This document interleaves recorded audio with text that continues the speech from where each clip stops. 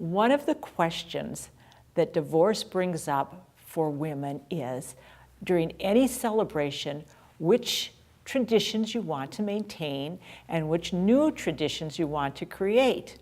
Now, as soon as I said the word new, I could hear people's teeth sort of gnashing. New? You want me to do something new? I can't do that. Everything I had is gone. I'm not going to try something new. Forget it. I think for me, what happened was I went through a phase where I had to keep things the way they were before because that's the way they had always been done. So I'm assuming some of you feel like that too. And then there was the feeling that I was supposed to make everything work. That was my job, was to keep things all together. My marriage has fallen apart, so I failed at that. And now you want me to disregard traditions, and that's going to be another thing I fail at. So those are two really tough things to overcome.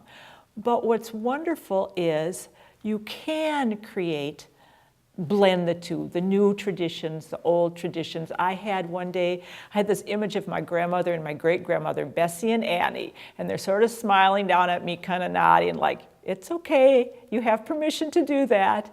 And when you blend those two, the past and the future, you can create something really beautiful and meaningful for yourself and for your family. And then you also want to remember for your children, whatever holiday it is, if they're not with you, if you're sharing custody and you don't have them on the exact day of the holiday or the birthday or whatever celebration it is, you can make any day special. You can make any day sacred. You can make any day unique by working with your children and deciding what you want to do, what traditions all of you want to create together. How cool is that? And then be aware of those long 3-day weekends. Boy, those can really knock you out.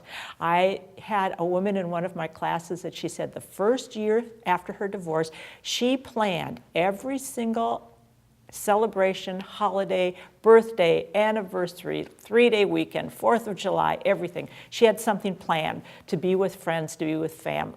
And she said it really, really helped. She said the second year after her divorce, she thought she kind of had it all together, so she wasn't going to do that, and she could feel the difference. So my suggestion from her story is to plan to have things set up, being with family, being with friends. It helps you recognize that even though it feels lonely sometimes, you really are not alone. And you can find joy in the celebrations year-round.